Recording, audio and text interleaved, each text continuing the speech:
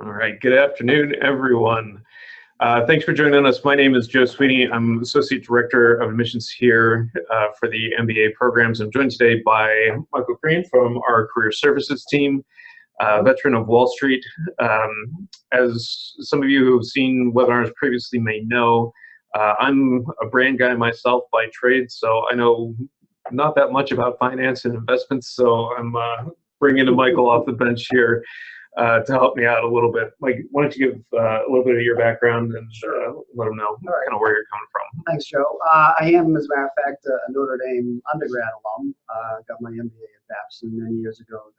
As Joe mentioned, I spent most of my career in New York City in financial services prior to coming to ND in 2009. I had been at Lehman Brothers, so that had a rather unfortunate ending. But any event, I've been here since '09, and I focus on finance students in the MBA program. So students who typically would concentrate in corporate finance or investments. All right, terrific. So we're going to jump into the slide presentation here. A couple of housekeeping notes as we get going. If you've got questions along the way, feel free to use the Q&A feature instead of the chat, and that allows us to kind of track the questions a little bit better as we get into the presentation. So here's kind of a quick overview of where we're headed. We'll kind of start with an overview of what investment banking is, how it's kind of similar and kind of different to some of the other banking options that are out there that you may have heard of already. What academic preparation is going to look like as you go through the program, how we operate with our Wall Street trek, what employment looks like, and what career progression looks like as you're going through career in investment banking. So let's get started here. So what is investment banking? You know, it's one of those things that you've probably heard a lot about, but you may not necessarily know kind of what's the difference between, you know, the bank that you go to for your checking account and savings account versus some of the other types of banking that are out there. Mike, why don't you walk us through and kind of give us some of the high levels on what makes investment banking separate and special? Yeah, there's clearly a lot of overlap between investment banking and commercial banking. It's obviously through the years it's been more and more blurred, but students that wind up going to investment banking tend to focus a lot on advisory service, a lot of M&A activity. Typically, a heavy percentage of internships in the early years at iBanks are spent in the mergers and acquisitions area. Obviously, it's a very much a high fee part of the bank, part of the business model, I should say. So students wind up, doing a lot of financial analysis, a lot of modeling, as the bullets here point out, the acquisition assessment. Within the bank, there are different paths you can take. You can be in a coverage team, work for the consumer products or the healthcare or the tech team. You can be in the product area, debt capital markets, equity capital markets, leverage finance. Now, a lot of this stuff does go on in commercial banks to a certain degree. The commercial banks tend to be focused more on products and credit. Obviously, they would both argue that they're very good at relationship management. I think a lot of people assume incorrectly that investment banks are just more deal-driven and transaction-driven. There's a little bit of truth to that, but I think that most senior folks at the banks have long-standing relationship with their clients and say that they offer a lot. But commercial banks would have a lot of things like treasury management, treasury services, cash management products that they would be providing for their clients. Obviously, scale is a bit different. You have a lot of smaller commercial regional banks that are very close to their clients, especially in the middle market. And there's a lot of credit activity because the commercial banks are the ones that do most of the lending. But if you look at the major names, and if you look at the largest employers in investment banking are going to include JP Morgan Chase and Citigroup, Bank of America, Merrill Lynch, Wells Fargo, people like that.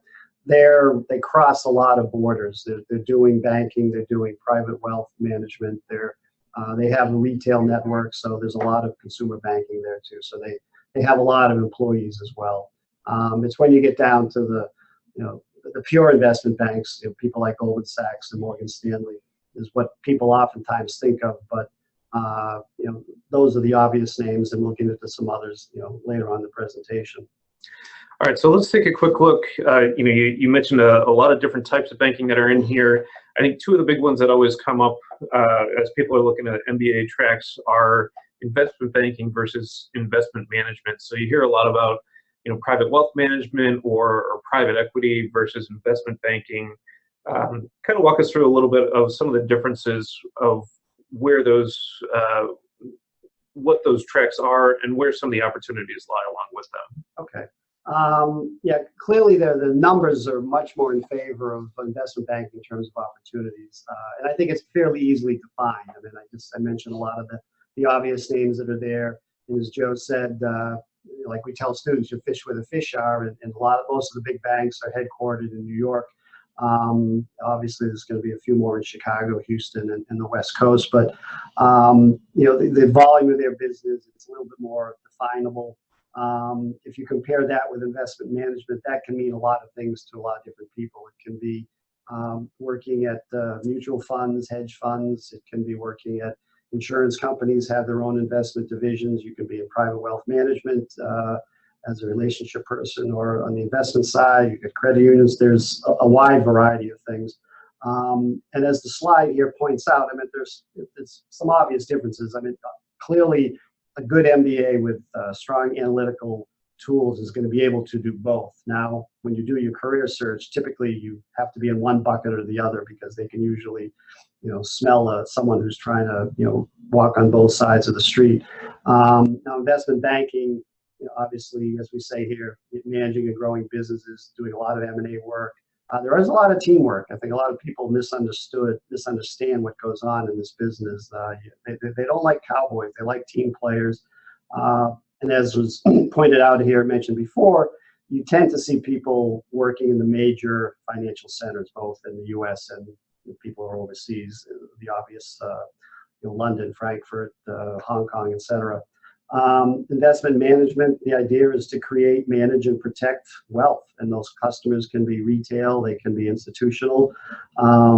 People need to be really interested in the markets. That's what really drives someone who is in the investment management area. A little bit more entrepreneurial, especially in the wealth management side.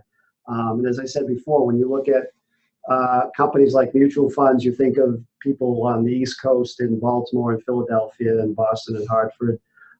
The other thing I would, and certainly a lot of the hedge funds that are all over the place, including suburban Connecticut. The other difference with investment management is you tend to see an interest or maybe a need in some instances of going down the CFA route, which is not something that's part of the investment bank makeup. It's really difficult once you get in a bank to study for the CFA. But a lot of analytical roles within investment management are going to require a CFA. So just as a background, I'm a 2012 MBA from the program here. We'll get a little bit more into some of the long-term career paths and everything, but I'll just add on here that both investment banking and investment management ended up being landing spots for some of my classmates. Both are possible. The reason that we're kind of focusing a little bit more on investment banking is, as Mike said, that there's just a lot more in terms of volume of opportunity. You can do investment management with an MBA for sure, but a lot of those, a lot of the hedge funds, a lot of the smaller funds, the PWM kind of stuff ends up being kind of small opportunity, whereas, your kind of traditional hardcore investment banking is going to be with big global firms like Citi, like Morgan Stanley. So there's just kind of a larger volume of opportunity. Both are really good tracks. But investment banking tends to get a little bit more focused just because of the sheer volume of numbers. So taking a look at how you get there with an MBA. So we have 7 concentrations here with Notre Dame MBA program. 2 of them kind of tee you up fairly well to be able to play in this space, and those are corporate finance and investments. You can kind of see the breakdown of skills here that are kind of most essential. One of the other things that I'm sure some of you are probably wondering about is, what do backgrounds look like? What are people coming from previously before going into investment banking? What does that look like? Mike, maybe you can kind of speak a little bit to where some of the backgrounds come from ahead of time before heading in. It's much more blended than you'd think, and I think it's almost a continuation of the undergrad analyst recruiting, because if you think of graduating university students who go into banking, they come from a wide variety. A lot of schools, a lot of top schools in the U.S., including most of the Ivies, don't even have a business undergraduate. So they're happy to take people with economics or history or government or English degrees who are good thinkers and have a good presence. And with the MBA level, yeah, it'd be great if we had someone that gone to JP Morgan for a couple of years and then decided to come back, get his MBA or her MBA, and then go back into banking. But that's not as common with us. And to that end, one of the more popular segments of students that go into banking are veterans. Clearly they're not coming from a business background, but they tick a lot of boxes. They're smart, they have a good presence, they're good team players, and the technicals they learn, and a lot of the financial analytical tools they pick up while they're on campus. So we have people who have been in nonprofits, teachers. Clearly, if you have a business background, that will help you because it should make the interviews a little easier just from the technical standpoint if you've got a finance degree or if you've got a CPA going in. Because a lot of what you're doing is looking at company reports and balance sheets and income statements. So if you've done that before, I think there's a little less pressure on you, but you still have to sell yourself, and we'll get into that in the next page or two. But it's much more eclectic than one would think. Yeah, and I'll say from that standpoint, the academic curriculum, the way that it's set up here, is really designed to be able to give you all the tools that you need. There's a lot of flexibility from a coursework standpoint, from being able to choose kind of all the different types of electives that you want. One of the big classes that's typically favored by anybody going into banking in general, but specifically anything investment related, is applied investment management. That's a course that's co-taught by Scott Malpass, who's the chief investment officer for the university. Actually, will give the class $10 million out of the university's endowment of live money to be able to play with through the semester, and you're actively managing. So it's kind of a good way to get a little bit of hands-on, and it's also a really great networking opportunity as well. Scott and the team that he teaches with will bring in a lot of their contacts, both from Chicago and New York, to be able to interact with the team. So that's kind of another nice academic opportunity that you have as you're thinking about running down this career path. And one comment I would, Matt, one comment I'd make to add what Joe said on the concentrations, people often ask, well, what's more important for banking, corporate finance or investments? And it really doesn't matter. I meant most people are looking for just, you have a pretty solid underpinning of finance courses, and a lot of our students, they concentrate in both anyway, corporate finance and investments. And not to say we offer everything, but we do offer our students modules, with outside agencies coming in. People like Training the Street will come in the fall and do weekend modules on corporate valuation and financial modeling. So we try to make sure that before the students head out for the summer that they're prepped pretty well. And the only other comment is we talk about these academic tools, but one of the things that if you're not very good at it, you'll need to be good before your internship is PowerPoint, because you spend a lot of time as a student, but it just ratchets up even more during the summer. All right, so one of the other things that our team has in place here to kind of help give you a leg up, both from a recruiting standpoint and from kind of a general networking standpoint, is Wall Street Trek. This takes place every October during the fall break week, and is limited to our first-year students to make sure you get the right kind of exposure. Mike, tell us a little bit more about kind of the activities and the purpose for the Wall Street Trek. Okay. I think on the slide you'll notice, well, actually all three bullets are very apropos, because it's just for first-year students. We're always getting requests from 1 years or second years, but they have to realize that the goal or the objective of this whole experience is, as it says on the slide, networking, meeting alums, and education. Most people who go to New York in October have a pretty good sense they want to go down that path. And then there's a few that are on the fence, and sometimes, to be honest, a few come back from the trip and say, no thanks, that's not for me.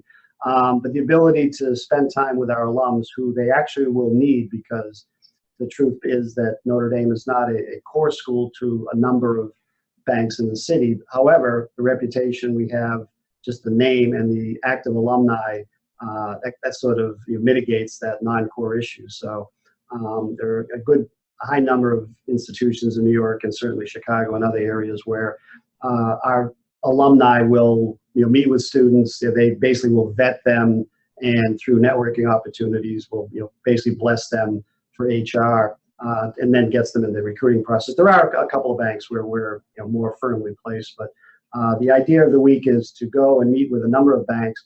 And when I first got here in '09, we had a larger trip with more students because we used to go to places that we visit sales and trading desks, but that's not really part of banking anymore for MBAs.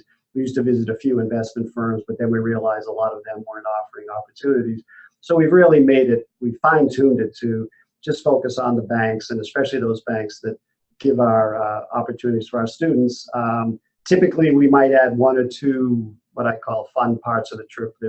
We have an active alum at BlackRock who likes to talk to our students about the markets, and we historically visit the stock exchange. We've had an alum who's had a seat on the exchange. He was class of 1953 or something like that. Unfortunately, he recently passed, but we have another MBA alum who's a senior person at the New York Stock Exchange. So we're hopeful we're going to continue the tradition of going to visit the stock exchange. All right, so that's a kind of a nice segue into the career section of the presentation here. So, as you're thinking about kind of job qualifications, what are companies actually looking for? This is what you're seeing on the screen here. This is drawn off of, actual job postings within the field, so you can kind of get a sense of some of the key things that you're going to need. A lot of this will reflect kind of what we had before in the skills. Again, some of these things are a nice to have as opposed to a must have. And there are a couple of things that are more specific that are going to be a little bit more must have than a nice to have. Yeah, if I didn't have these little, cute little 4 bullets in front of me and someone asked me, I would say this. I mean, these words are great, and they, I think I may even lifted them from a job description, but, banks are looking for smart, smooth, personable, self-aware students who want to be in investment banking. One of the weaknesses of a lot of applicants at Notre Dame and other places, other schools, is they don't often articulate clearly why they want banking. And that is usually the first question you're asked in an interview. So most MBAs are solid financially. I mean, if they came from a non-traditional background, they're taking courses in finance and they can pick things up. The technicals can be learned. And usually once you go through, there's a lot of publications out there that list the top 100 or 400 banking questions, and you can go through them and probably not be surprised in most interviews. But where you can be surprised is, interestingly enough, on a few behavioral questions, or the first 1 or 2, which are going to be why iBanking and why Deutsche Bank. So if you don't have those, the rest of the interview tends to be somewhat moot. We always tell people that don't be bogged down in the GPA and how smart you think you are. It's how you present yourself to these people. All right, so once you're headed down the path, we'll take kind of a quick look at where some of our folks have landed. These are just a sampling of locations where class of 2017 ended up this past year. As you see, most of the titles tend to be fairly standard across the industry. And you've got kind of a range of different banks where we have students go to this past year. As you look kind of a little bit farther down the road, so class of 2012, again, these are my classmates that went through, so we're about 5 years out. At this point, pretty much everybody is in a vice president role. That's kind of a standard promotion from your investment banking associates once you get into about the 5-year range.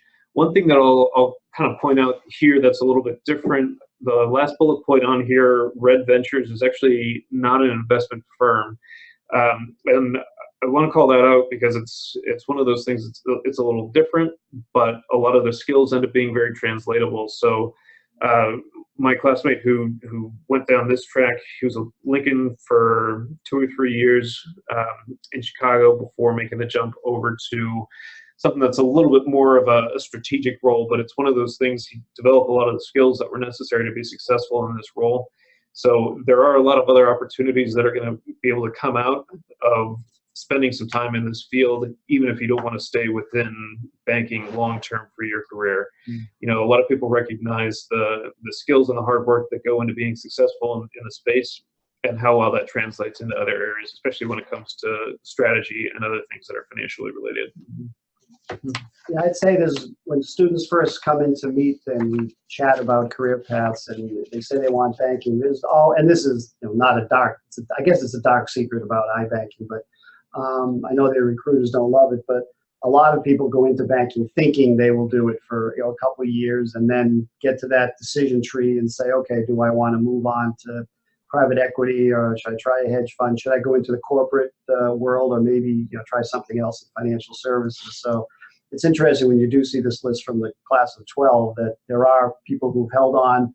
And the other truth about this is once you go from associate to vice president, these guys have basically said, okay, I'm going to double down on banking. I'm happy here. I like my career. They're probably having a little better quality of life as a vice president, seeing their families more. The hours aren't as bad. So you basically have to suffer through the indignities of the associate life for a couple of years. And then once you get on that promotion track, things are a little easier. That kind of segues a little bit into, what does placement and compensation look like? I think with investment banking in general, it typically has a reputation for coming with a pretty good payday. And I'd say in general, the numbers typically support that pretty well. The one thing that's not on here, of course, is bonuses, and that's something that can definitely kind of play in. But the internship is usually going to be a pretty important part of your recruiting process. And that's true of any industry that you go into. It's a great way to try a company out for a couple months. It's something that they use pretty heavily from a recruiting standpoint. They get to have you for 3 months, see what you're made of, see if you're a fit. But always keep in mind that's a two-way street. It's also you interviewing them as much as they're interviewing you for that 3 months. So it's a really great way to get some good hands-on experience, especially if you're not coming from kind of a typical background. It's a good way to kind of create one of those validators as you're going into full-time employment. And then a lot of people will get full-time offers out of that internship. So it's nice to be able to come back with an offer in your pocket when you come back from the summertime. And those usually come with a pretty nice starting salary. Mike, tell us a little bit more about kind of locations here and kind of what to expect between internship versus full-time, and a little bit more in terms of getting that offer. Yeah, I think that I was explaining to Joe before that Notre Dame students have a pretty good reputation within the business of working hard in the summer. And then once you get into a bank, it really doesn't matter what the bank is. And if you're a Notre Dame student or someone from Harvard or Duke, you're really in a white T-shirt. They're pretty much just looking at you as someone. They don't care what your degree or your school. So I think the Notre Dame students work pretty hard, whether it's in New York or Chicago or other cities. The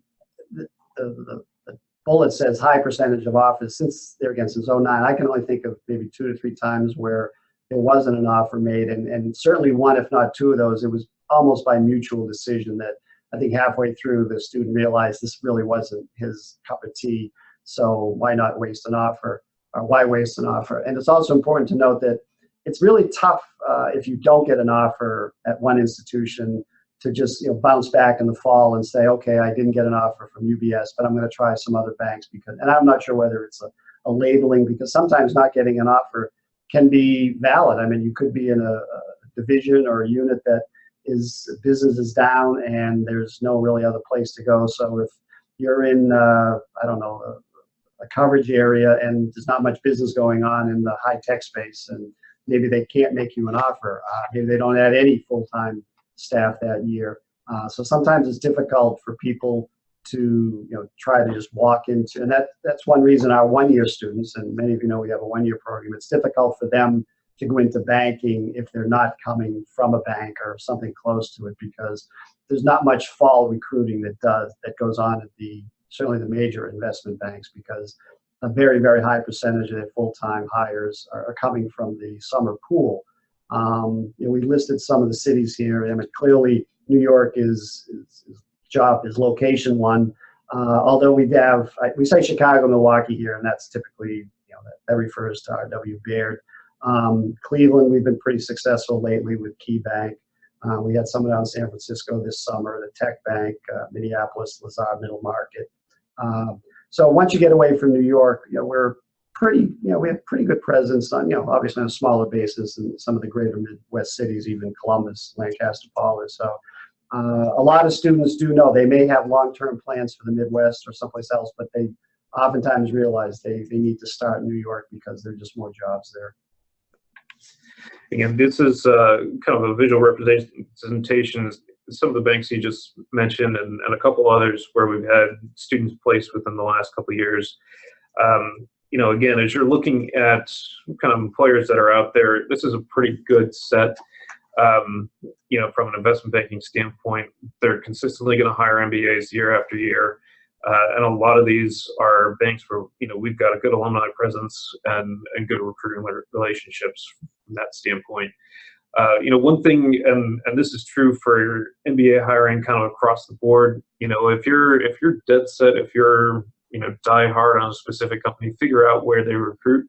Not every company is going to recruit everywhere. It's a manpower thing. It's a bandwidth thing for them as much as it is for the schools. So, that's definitely kind of something to keep in mind.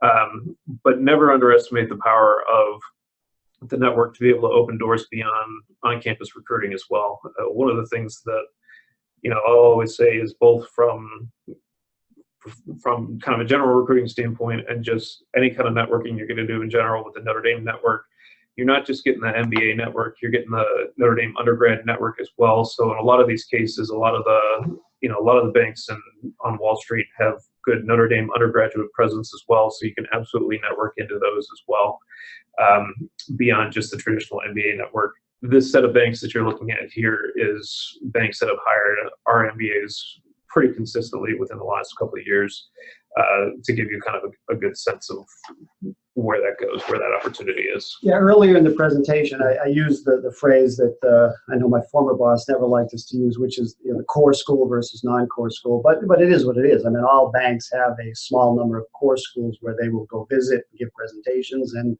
I mean, any of you who've done the research at Notre Dame realize that our program is of a size that it's difficult for us to convince Goldman Sachs to fly out on the jet to come to visit our program. Now, with that being said, we also have opportunities to piggyback on the undergrad business program here, which for many years, major publication had them the number one ranked business school. So in their case, there are hundreds of students going to Wall Street each year. So the more of those alums that go in, and once you're here, a Notre Dame person is a Notre Dame person. So we're not just, when we go to New York, most of our hosts are Notre Dame undergrad alums, not MBA alums.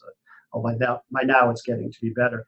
But I bring that up only because as a non-core school, we have different challenges too, because this happened last year with a student who went to a non-core super day. Now the non-core schools for this bank included Tuck, MIT, NYU. These are pretty high-ranked programs because if you think about it, maybe they were core schools with Harvard, Columbia, Booth, Stanford, or whoever. So since banks only have a limited number of core schools, I mean, we have challenges. Now, that being said, there's clearly hundreds of MBA programs where you have no shot of going to Wall Street. I think even though we're not as highly ranked as some of the other schools I just mentioned, the Notre Dame name and the fact that the active alumni base at these institutions and in these markets will get doors open as long as the students are willing to put the effort in with us and to network with these alums. They'll have shots. I mean, every year we have a lot of students who either get jobs or get a lot of super days because of the alums. And I'll throw a little personal note on there as well. Again, my background was in brand management, but having kind of gone through that recruiting process, I was in a similar boat where I didn't, I had a very specific industry. We didn't have, a lot of on-campus recruiting opportunities. I leveraged the network. I was able to, meet with a couple of people who were ND grads, kind of build a little bit of a relationship. And then when it came time to get the full-time offer, it was there, the relationship was already established. And that's something that you can start pretty early on in the process. When I was going through the program, a number of my classmates would actually, just head out to New York on a Thursday night, Friday, and spend all day Friday, getting coffee or getting drinks with people on the street just to kind of get some sense of, what's out there, what the opportunities were and things like that. So I've got a couple of housekeeping notes to finish up here. If you've got questions, feel free to start sending them in. We'll get to those in just a second, but I want to make sure everybody's kind of up to date on a couple of missions-related things that are coming your way. Our team is pretty heavily on the road in the next 6 weeks or so. So the rest of this week and all of next week, we're still participating in any of the Forte forums. So those are around the country. Those are predominantly going to be on the West Coast next week, and then New York and Toronto next week as well. I'll be down in South America the first 2 weeks of September for the QS World Tour, and then our team will also be doing the QS NBA Tour domestically as well. We'll be in Boston, Chicago, Seattle, San Francisco, and Los Angeles on those dates. And then if we do have any vets on board with us today, we do have a military veterans preview weekend coming up here on campus at the end of September. Be very excited to have you here on campus. The Vets Club is fantastic. They're putting that together for you. You'll get an invite on that later this week if you have not gotten that already. So we'd love to have you join us. In terms of the next webinar, I know you guys are looking forward to kind of getting those applications rolling and what that takes. So I'm actually going to be on the road at this time, so you'll be with Kristen McAndrew, who's Director of Admissions, for some application tips on September 6th at the same time. That's a Wednesday. We'll send out event information and registration on that in an email later this week, so keep your eyes peeled for that. So with that, we'll kind of jump into some of the questions that you got here. Keep sending them through. We'll get through as many as we can, and if we finish up a little early, that's quite all right too. Let's start here. Mike, can you talk a little bit about how the hiring process works for international students, what some of the international student opportunities are in the investment banking space? Okay. Fair question, and anticipated question. It's also a tough one to address simply because banking is not immune, like the rest of corporate America. There are a lot of challenges, trying to find the institutions that will sponsor. Every year we bring international students to New York. The biggest there are going to be firms that are pretty open. I tell our students, try to focus on firms in New York that might be more globally positioned just because they think differently. People like UBS or RBC or Deutsche Bank, Credit Suisse, Barclays, since they have foreign headquarters, it just seems like they have a different spirit in terms of international students. I would put Citigroup in that area as well.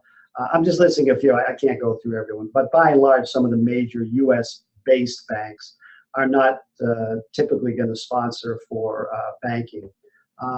But it is a challenge. I'll be blunt. That we have had international students, make with success just the last few years. Institutions like Deutsche and Citi. In fairness, they were from English-speaking countries like Canada and Australia. So the challenge is typically communication skills. All our students, as I said before, can handle the technicals and are pretty sharp.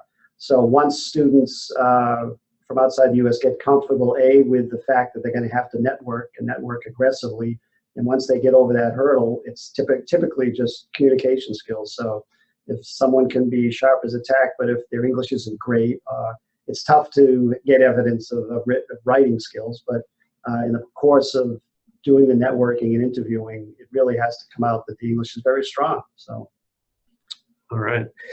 Next question here, asking for a little bit more clarification on core schools versus non-core schools.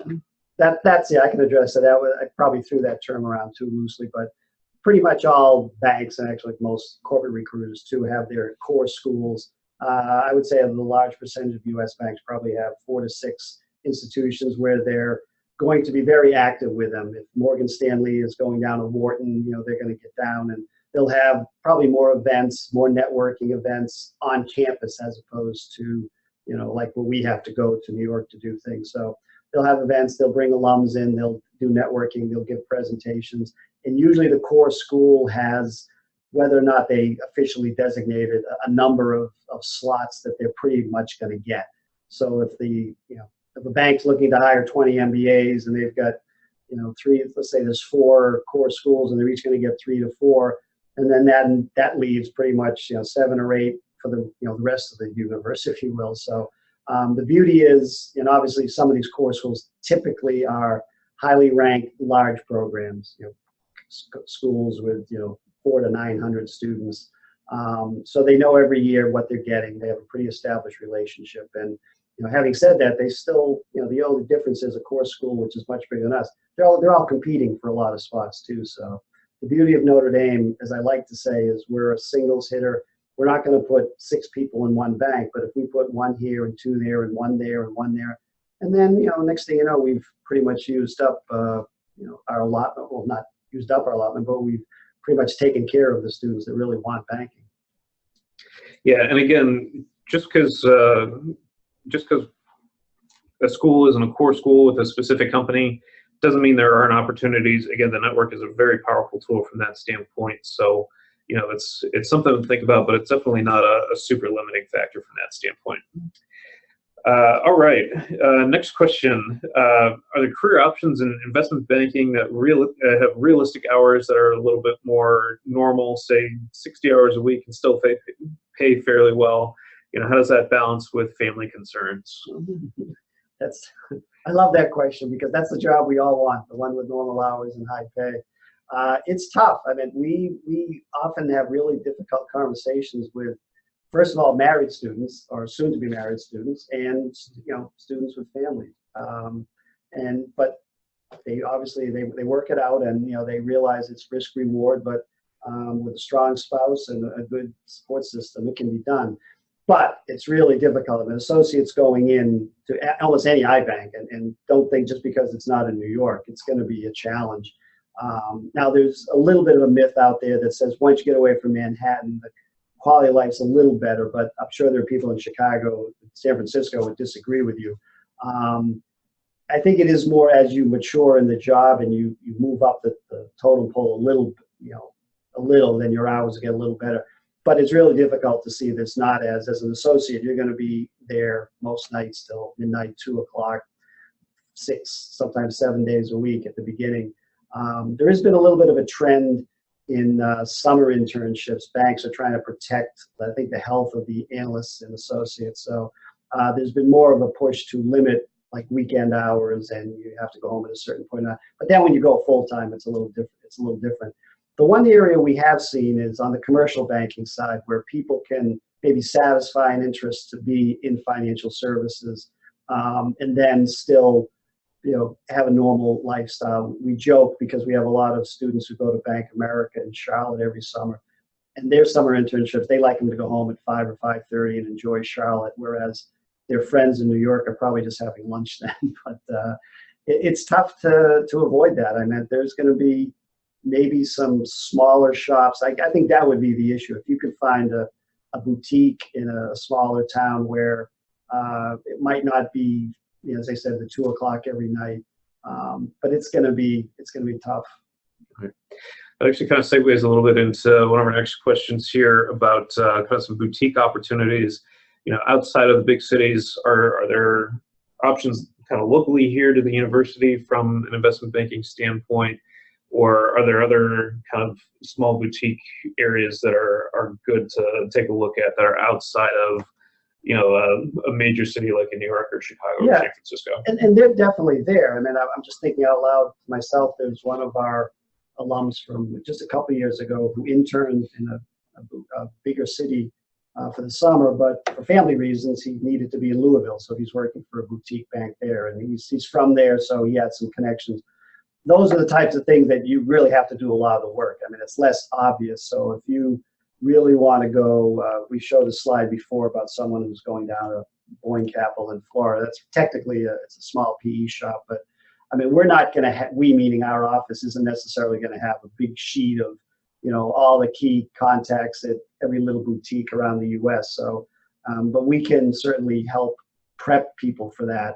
But if someone either has a geographic preference, and like I said, I always mention Jacksonville or Phoenix or Boise, Idaho, where you're probably going to have to do a little bit more digging, but they are there. I mean, you might not necessarily get the compensation you will in New York, but you probably have a different cost of living and quality of life too. So The other one that I'll throw in there as well is one of my classmates actually started working for the investment office here at Notre Dame after graduation. Again, that's not exactly an investment banking job. It's more in the kind of wealth management area because that's working with our endowment directly. But there can be some outside the box opportunities. They're going to be a lot of time. They're going to be just in time. They're going to require a lot more networking.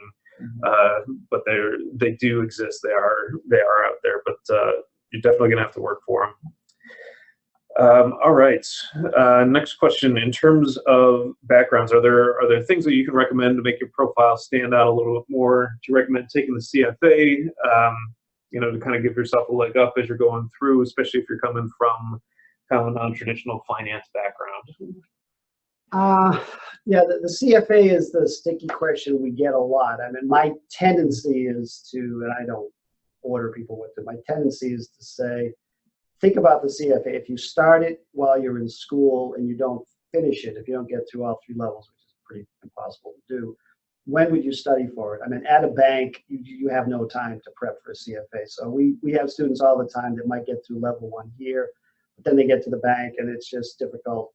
If you go to an investment firm, oftentimes they will give you time to prepare for those June exams.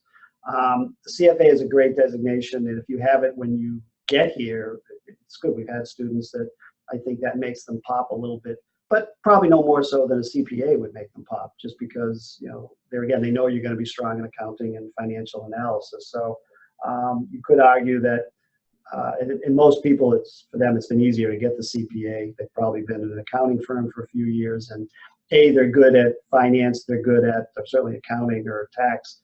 They're also good at client relationships, which is the other thing that people are looking for in institutions. So the other suggestion, if it's possible, there are online programs, local colleges, local schools. If you can show that you've taken courses sort of above and beyond the call of duty, if you have a chance to do modules with these, like Training the Street, or there's other shops of ex-Wall Street bankers where you can do models, that do modeling, do valuation, learn Excel. As I said, we have a lot of non-traditional people go in, and it's just showing that you've made the effort. But if you go in, if you're a non-traditional person, you go to New York and you start talking with our alums, and every time you visit them, it's sort of like an interview. So they're going to ask you enough questions to figure out if you're on the way. So I wouldn't be totally put off by the fact that maybe you were an English major in school or something. That's not as it's not as the requirement that people think it is. All right. So the next question here is asking to look into the crystal ball a little bit. Mike, your best guess, how do you think the corporate finance or investment banking market is going to look in about 2 years from now? Well, it's sort of 2 questions, really. I meant just for the one at hand, I mean, everyone reads the articles that talks about major MBA programs are seeing a dip in interest in iBanking. A lot of people are moving towards consulting and tech firms, tech marketing. We're not the size of those other top 5 or 10 schools I mentioned before, but we have a little of that too. Actually, our hope is that if the major programs are dropping off their interest in Wall Street, that we can fill that gap. I think that's one thing that we're hoping to accomplish. We haven't seen a lot of, I take that back. Last year, we saw a little bit of softness in investment banking, but by softness, I'm saying an institution might go from 30 hires for the summer to 25 or 6, not 30 to 10. We're not seeing wholesale cutting out. We are fortunate in banking that there's still a need and interest in hiring associates. They want that level. A lot of banks still have the model of hiring undergrads and getting rid of them after 2 years. So that's sort of just a merry-go-round, if you will. They like the idea of associates coming in and hopefully staying for longer periods. So the demand is there, so that the culture of hiring associates is pretty good. Corporate finance, and that's actually one of our strengths, for lack of a better term. We've been pretty solid the last few years, and the only difference we've seen is it's become a lot of companies are pulling back a bit on-campus recruiting just because of costs and not loving to travel and things like that. But the number of opportunities that are on campus, or people are doing video interviews or maybe really serious resume drops, is still pretty strong. So I'm not as worried about that. I think that a couple of years ago, we talk to admissions all the time because we think we have enough contacts in Wall Street and Chicago to fill slots. So some years we probably wish we had more students interested in banking. Yeah, I think the long and the short there is that investment banks is a huge sector of the economy from that standpoint. They love hiring MBAs. That's not going to go away. There may be some ebbs and flows kind of based on the broader economy, but there's going to be opportunity there if you're interested for it. Yeah, you just go in eyes wide open, because there are a lot of students that are very, like the question that came up before, the balance, the work-life balance is, you probably see a little bit more of that. All right, question from an academic standpoint: are there classes available to forming or starting a bank from the ground up? That's one that I'm not totally sure. That's almost specific. That's a blend of finance and entrepreneurship, I guess, because like all schools, I mean, there are entrepreneurial classes and opportunities here to study or to follow up on, but that's a new one. Yeah, I would say specifically, not to my knowledge, but I think in terms of kind of looking at the right things that are necessary to kind of give you the skills and everything to put your head in that space, there are going to be enough courses that'll kind of give you that set of skills and that set of mindset to kind of put your head in the space. But in terms of specific class, I don't believe so. It's really, in theory, no different than someone wants to start their own, coffee company or eyeglass company, and you just have to have the basic skills, and then this special entrepreneurial, and then there's the practical matters of, regulations and this and that.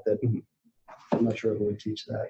Yeah, and there's plenty of opportunity within kind of the entrepreneurship and innovation space. There is an entrepreneurship and innovation concentration track that you can take. So there's plenty of coursework there dedicated to launching a new venture and kind of capitalizing on the opportunities that you see there. So there's kind of a specific area that you're thinking about looking at, maybe pairing an investments concentration with an entrepreneurship concentration kind of checks the boxes that you're looking for from that standpoint. All right. Do we ever have students enter the sales and trading side of the large investment banks? Years ago, yes. Now it's, as I said, when we used to set up the New York Trek, we would make special trips. We'd go out to Stanford, matter of fact, to visit trading floors out there. And there was always a core group of the students who went to New York that didn't want iBanking, but wanted sales and trading. With the changes in technology and the fact that the few slots that go into sales and trading are either going to undergrads or I assume, and I'm not an expert on this, that there are some strong quants that are going on desks now too. It's a lot the same with the investments area. And a lot of opportunities are going to super quants because so much of it is going to technology and, as I said, more quantitative issues than, someone might argue that at least on the sales side, there's always going to be a need for clients, client interaction. So there's a little bit of that, but we literally have not seen anyone do that since probably just after Joe left here, 2012, 13. All right. Next question here. What percentage of interested students for IB end up placed in full-time positions within IB? A ballpark estimate here. Interest. Okay. Well, I guess the best barometer is when we go through our New York Trek. Now, the high percent, it's almost impossible. If you want to go to New York to work in iBank and you don't come on the Trek, I don't know of anyone who's ever gotten a job in New York. Occasionally, someone will get one in another city if they network well and they had no interest in going to New York, and that's okay. And sometimes that works in their favor, because if you interview with a Chicago bank, they want to know that you're interested in Chicago, and that if you want to go to Baird, that means you're interested in Baird and Blair and Lincoln and people like that. You don't want to be in New York with those big ugly banks there. But if you really look at the people that go to New York, I'd say most years, this past summer was admittedly a rough one. Because there was more competition for the non-core schools. I think a lot of our students that went to New York did get super days and just didn't perform at them. So we probably only had maybe a little over half of the students that focused on it.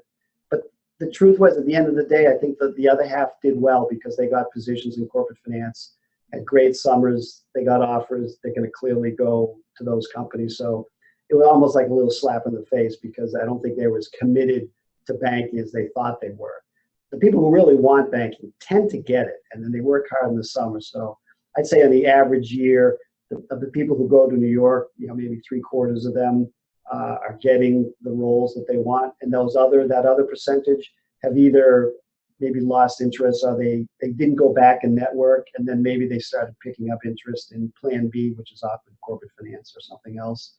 But once again, these numbers are all relative. We're not Wharton, Booth, Harvard, where we could have 100 people looking at banking. I mean, we're a much smaller pool, which to Notre Dame students is actually not bad because there's competition, there's less competition among their peers and their classmates, and they're not falling all over each other when they go to New York to network with our alums. So I think that's, in a weird way, it's a benefit because once you get in the door, you're the same as that guy from Booth. Yeah, and again, I mean, if you're dead set on going the IB route and you're willing to work for it, there's a lot of good opportunities you can make it happen. I think, kind of to Mike's point, I think a lot of where that ends up falling off is, if students aren't really committed to the IB space or aren't willing to put in the work for it.